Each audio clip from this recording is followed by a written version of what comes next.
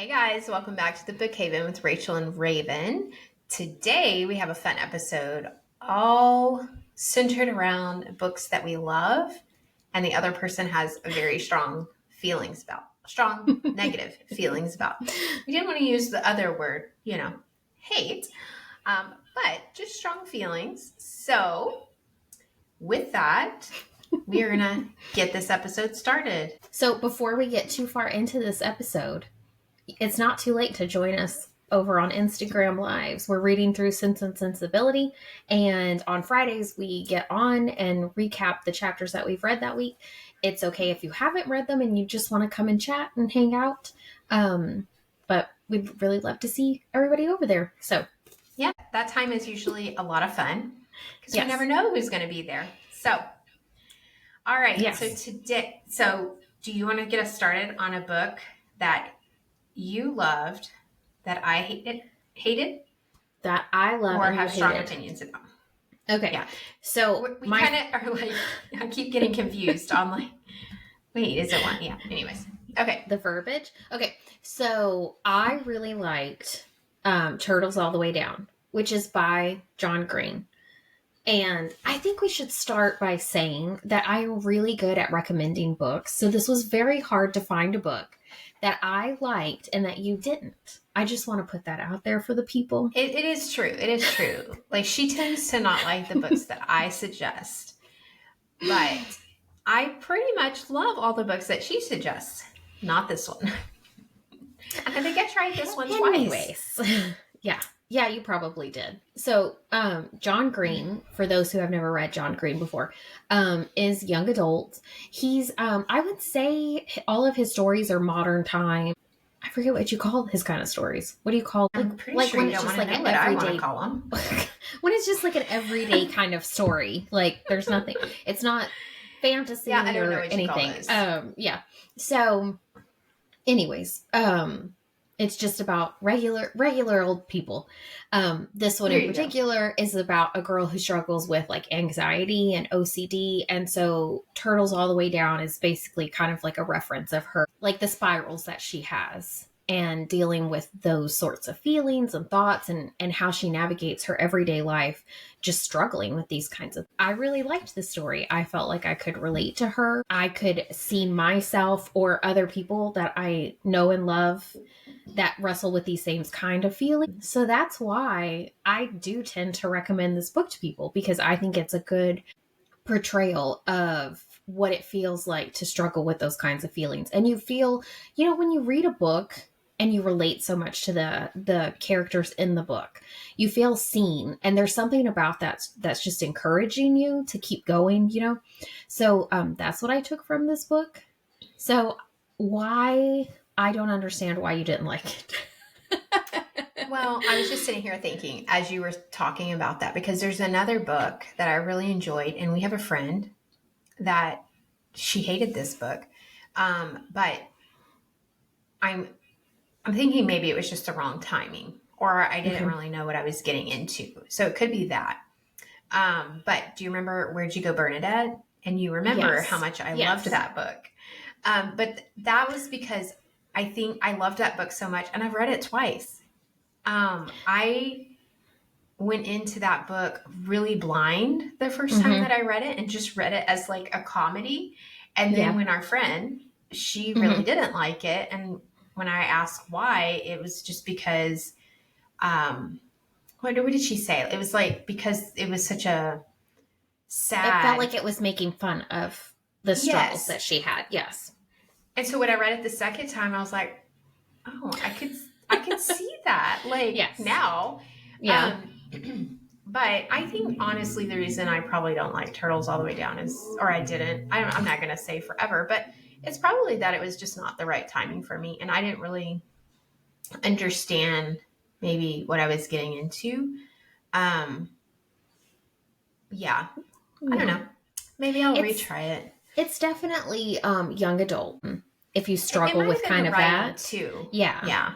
Like it's definitely written for young adults. Not that I think John Green is a really good writer. He has some very, very beautifully worded lines in a lot of his books. But yes, it is geared with the intention of it being a young person reading it. Yeah. Yeah. So that might be why I didn't like it. Because I don't know that I have a hard time, I feel like, getting into YA. Yeah. Did you read A Fault in Our Stars, I think is what it is? I believe I did.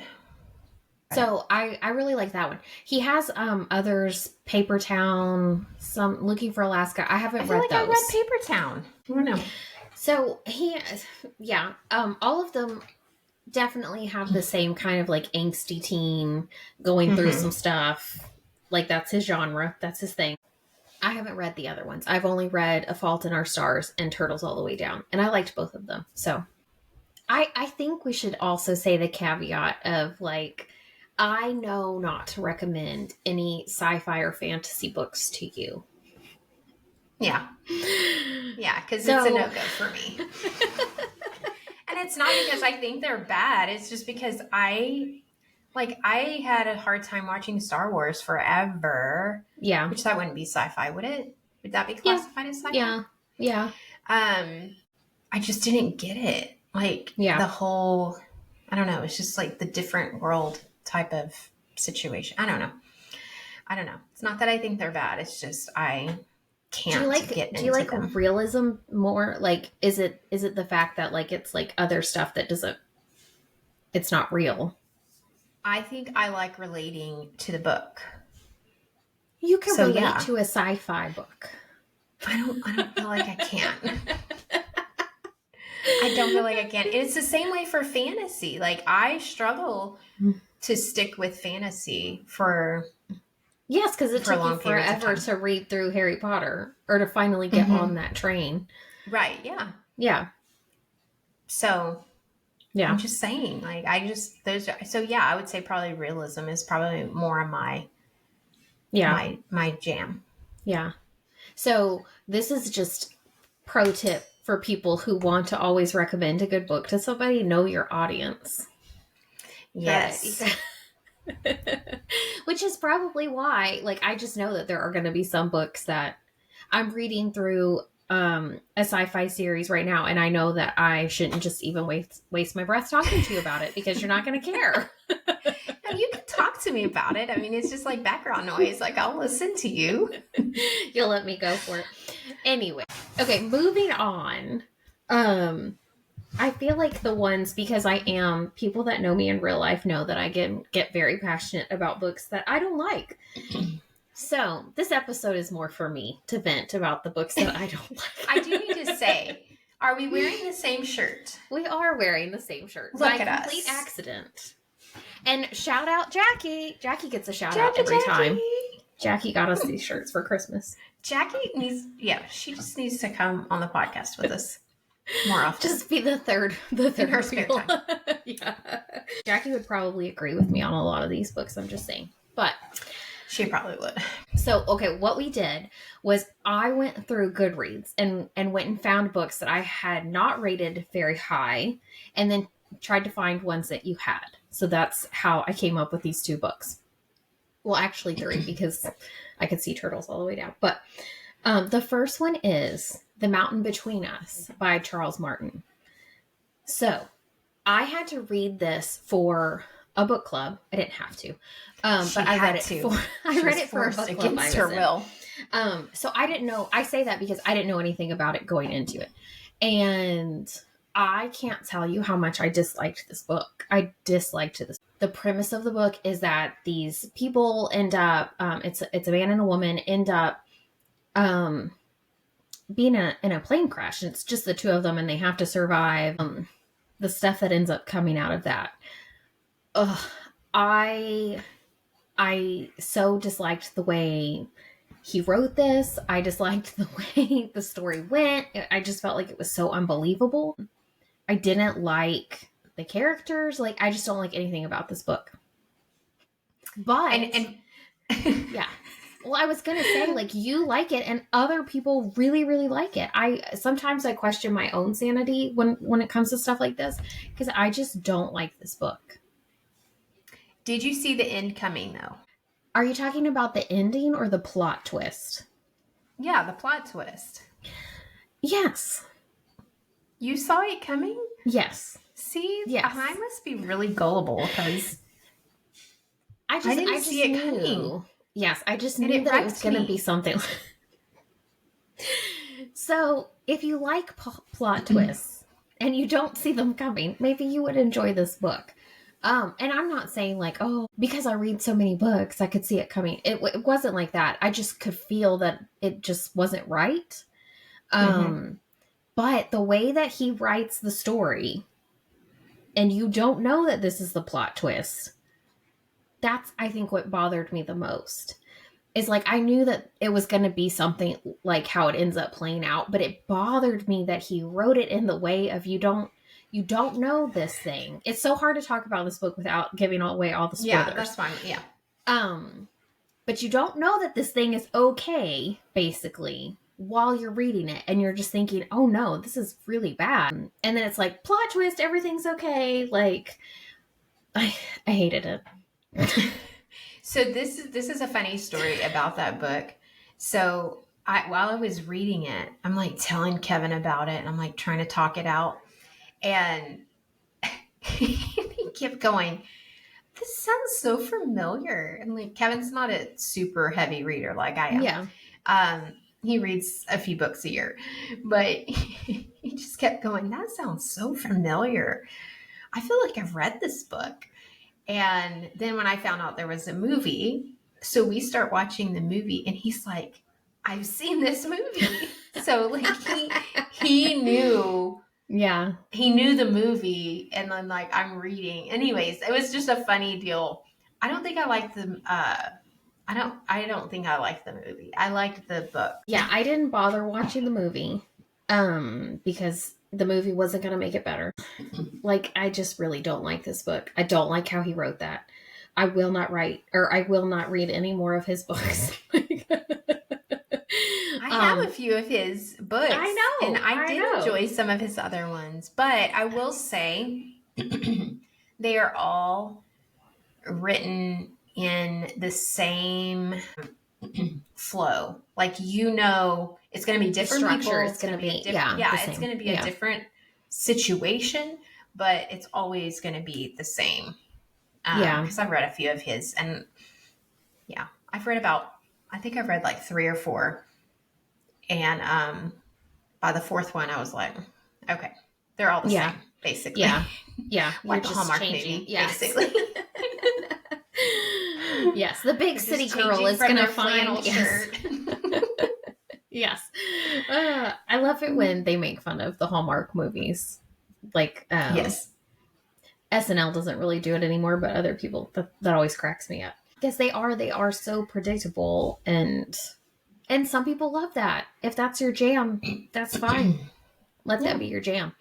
But, and own it, run with it, whatever. But this book was not for me. But again, I think it has fabulous reviews. Whatever. It was a hot topic at book club. I remember that I did. The next one is also a book club book that I read. And it's called Becoming Mrs. Lewis by Patty Callahan. And she also has a couple of other books. She has another book called Surviving. That one was okay. This one I did not like. So Becoming Mrs. Lewis is about the lady who married C.S. Lewis. I can't think of what her first name is. It's based on a true story, but I would say very, very loosely. And I was just watching somebody talk about this on Instagram the other day about how, and so I'm going to go off on a side note here. A lot of the historical fiction books that we have that are coming out nowadays who have female protagonists, I feel like so much of the time the writer is putting in this like feminist point of view or agenda, or having this character struggle with these feminist things that I just don't think are realistic to what that person was actually going through, or what they were even feeling at the time. So that's just a whole side note. I do feel like, for me, this author in particular, seems to kind of put in a little bit of a sprinkling of an agenda in there, a feminist agenda. And again, to me, if you like reading that stuff, that's fine. I'm not knocking anybody's feminist, whatever. I'm just saying that to me, I want it to feel believable. I want it to feel authentic. And when you push and some people do it way worse than others, but I have read some books where it's like the agenda is just so pushed that 100% these characters wouldn't make these choices. Sometimes I think it can get so muddled for people, but for authors. But I digress. Going back to Becoming Mrs. This book was hard for me to read. She was married, had kids.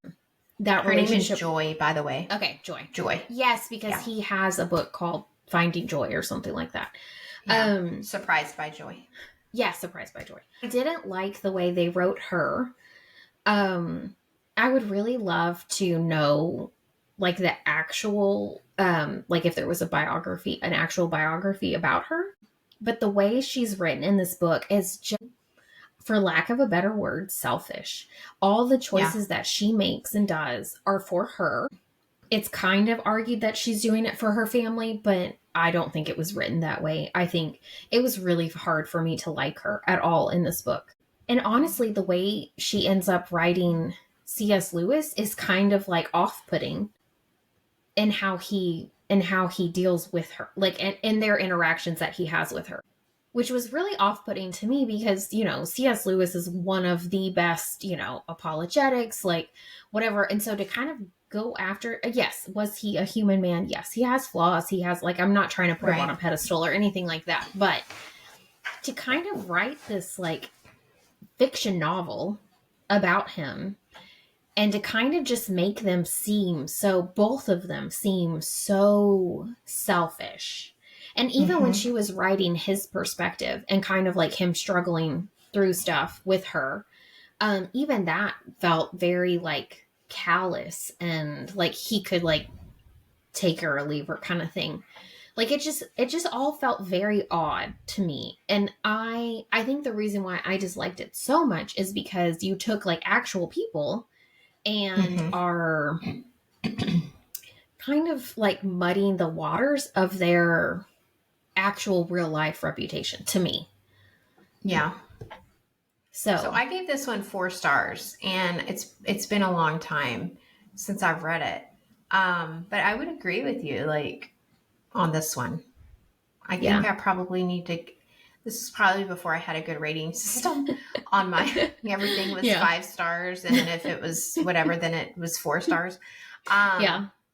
But I do remember reading that book and feeling like there was an agenda to be pushed. And I agree with you. I really don't like it when authors do that with real people, with real lives. And it seems like you're pushing a certain type of message.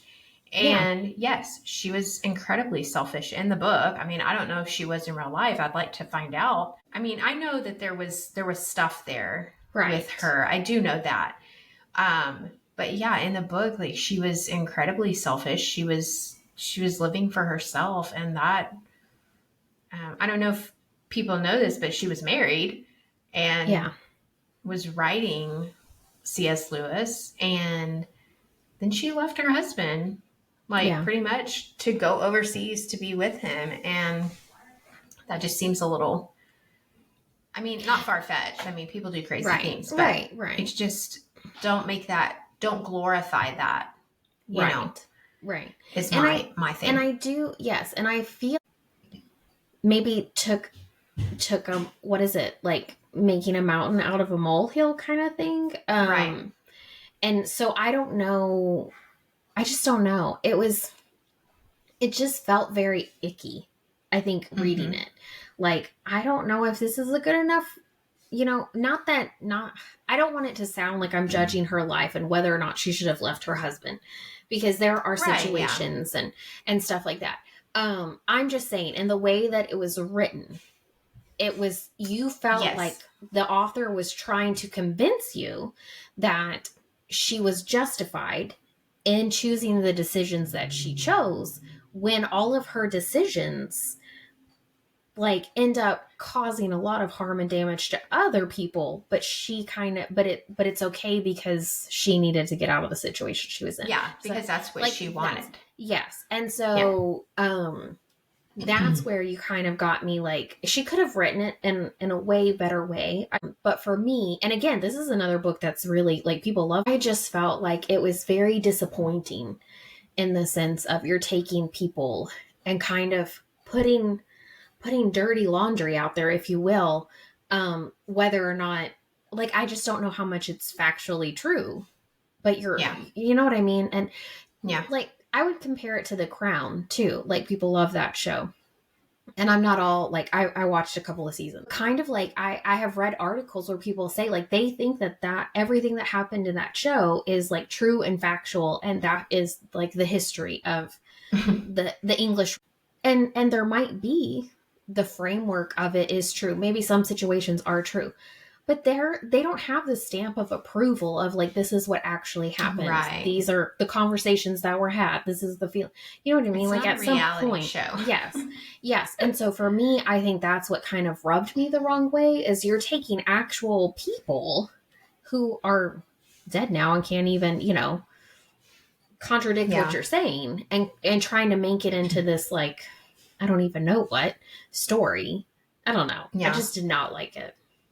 Yeah, it definitely didn't feel like she was presenting an accurate depiction of maybe what happened, in my opinion. It did feel like she was, really just trying to push something. I don't know. Yeah. But something. That's a whole other podcast that we should do, is about the feminist agenda that gets pushed in historical fiction is quite astounding. It is. And I feel like I was just talking to you about this the other day because I was reading The Fossil Hunter. And not that there's anything in that, but I had never read that author. And so I was just waiting. Like, is this going to be what surprise thing is going to come up? Because I feel like that's what I end up doing with so many books nowadays. Yeah. Yeah. Is worried about what are they about to spring on me, and is this going to ruin the book? Sure. And we're not against women's rights, like, just saying, right. we're not those kind of people, but there is a line that gets and there's crossed, I feel like, in some of these books. Yes, historically, you need to be historically accurate, and a lot of times, I don't even think that was on the minds of some of these women. But like, they're just trying to live and survive and make it to the next day. Yes. And then you're like, oh, but they secretly were wanting a job. Like, I just don't know. Where'd you get that from? Like, give me some documentation about that. Maybe they did, but don't put it in there unless you know that. Yes. But you can't, it's almost like people write the history through the lens of how we feel now. And, exactly. and you can't do that. You have to write it through that lens. I really do not like that. Like, even if they use slang from now, it's like they try to put it in.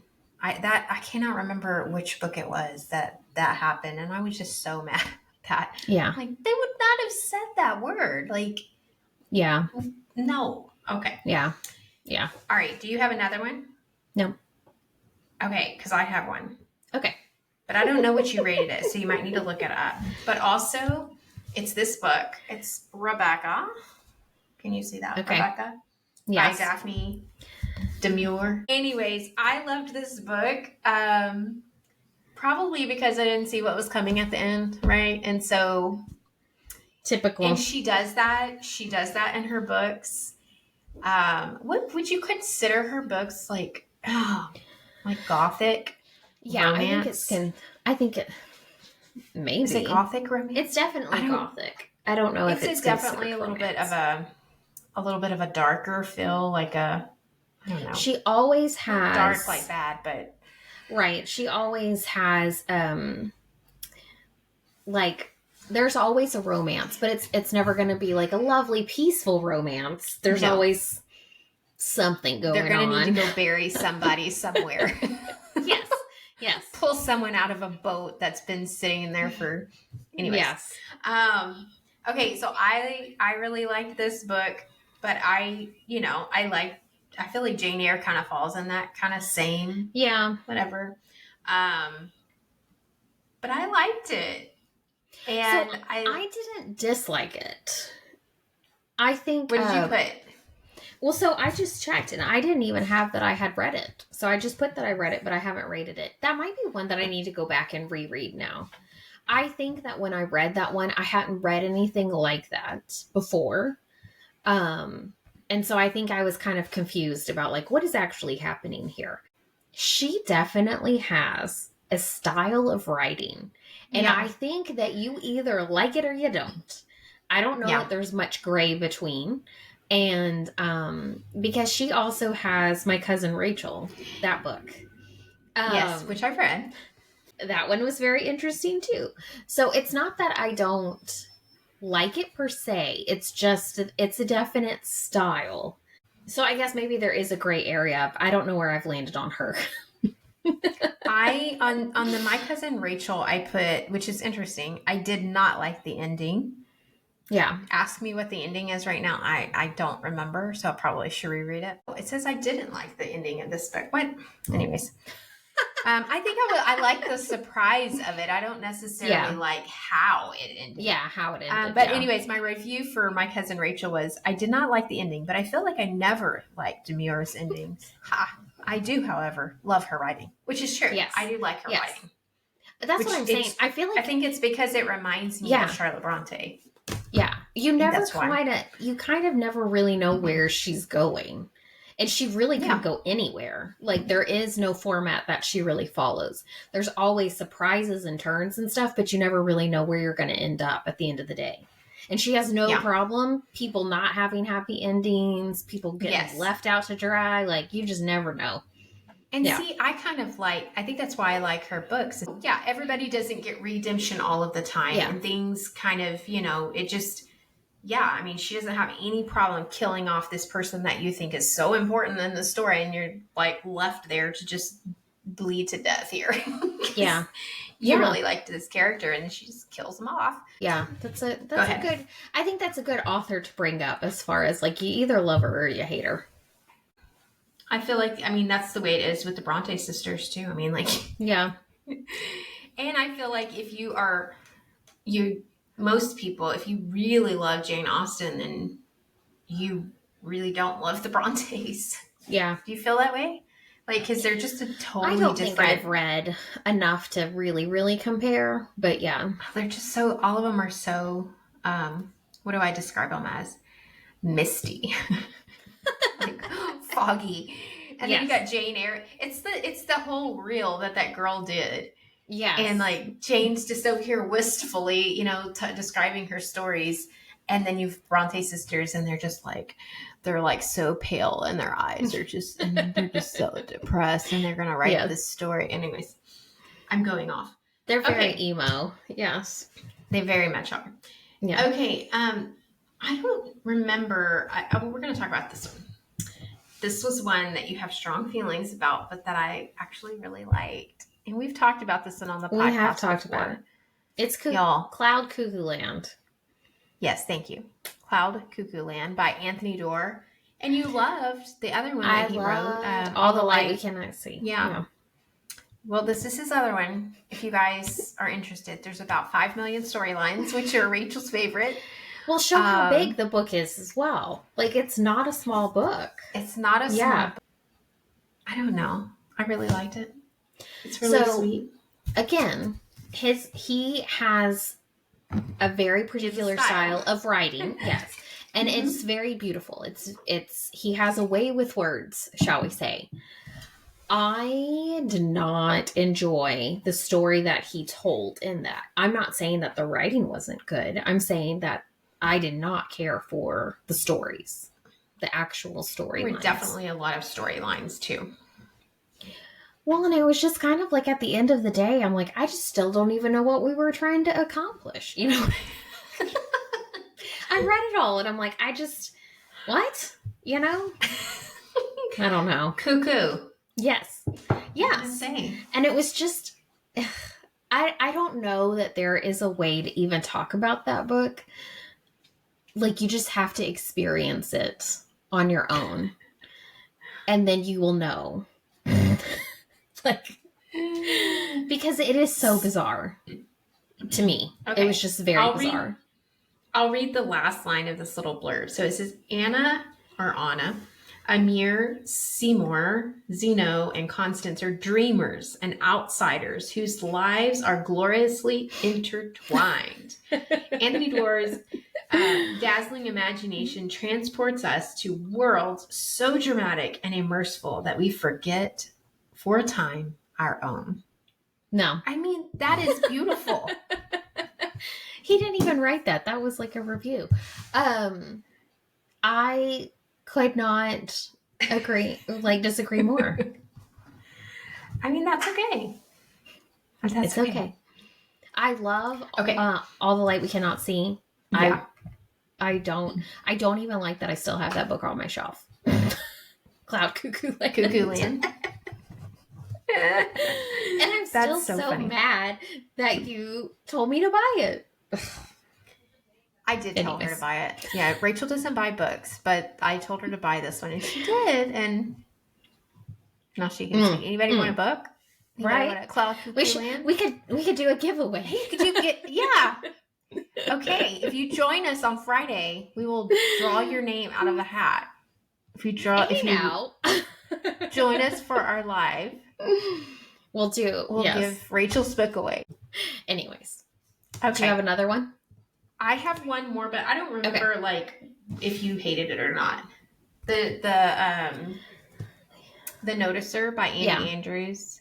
So this is more of like a what would you say? It's like a story with like a message, a hidden message inside, kind of. So the subtitle is Sometimes All a Person Needs is a Little Perspective. And I would not say rush out and go get this book and buy it or whatever. But if you are needing like a little, I don't know, if you're in a place of just negativity, this might be good for helping you change your perspective. And there's a Christian underlying message in it. And I really liked it. It was good for, there's different stories. So there's I don't remember how many different stories, but you meet people along the way and they or you meet a man along the way and he kind of helps you see a different perspective in your situation, not yours, the character's situation in the book. Did I reread this book? No. Yeah. I remember this book feeling very cheesy. Yeah. I mean, yeah. It's a little cheese, but yeah, it was, I don't know. Maybe it was just the right moment for me to pull me out of I don't know, some kind of, I don't know, not depression or anything, but just a funky place. Yeah. Yeah. Yeah. So and I don't remember. I may have read this in 2020. And you definitely needed some lightheartedness. I don't remember disliking it a lot. I just remember it kind of just being okay, you know what I mean? Yeah. It wasn't anything that go out and buy it or anything like that. He wrote another one, The Time Traveler's Gift. That's what it was. And that one's a New York bestseller. Oh. And I read that one too. I think I read that one. I might have read that one first. And then, then I jumped on the Andy Andrews train and was going to I'm going to read all his books. Yeah. And then you find out they're pretty much the same. So I just grabbed my little carpet bag and jumped off that train. Yeah. Yeah. Moved on. Let me find a new train to get on. Which one does? And that's the thing is when you find an author that you love or you think you love, you want to read everything. Because it's like meeting a trusted friend. I'm going to trust you and spend time with you and what you think is important too. I just heard somebody say this fabulous quote, and I'm totally not going to get it right, but it was basically an author is asking the reader to believe what they like believe their dream or something. But basically, it's so true. Like, they're asking you to dream this dream with them, to imagine these places and things with them and enjoy it with them. Yeah, that's good. Yeah. I wish it would be way better if I had the actual. I wish. Yeah. But you get the idea. You get the idea. You get the idea. So, Just, they want you to dream with them. I like that. Yeah. So thanks for sticking around if you've stuck around this whole time with our love and hate. And hopefully you're having a wonderful Valentine's Day. Join us on Friday for another live of Sense and Sensibility. And we'll catch you in the next episode. Bye.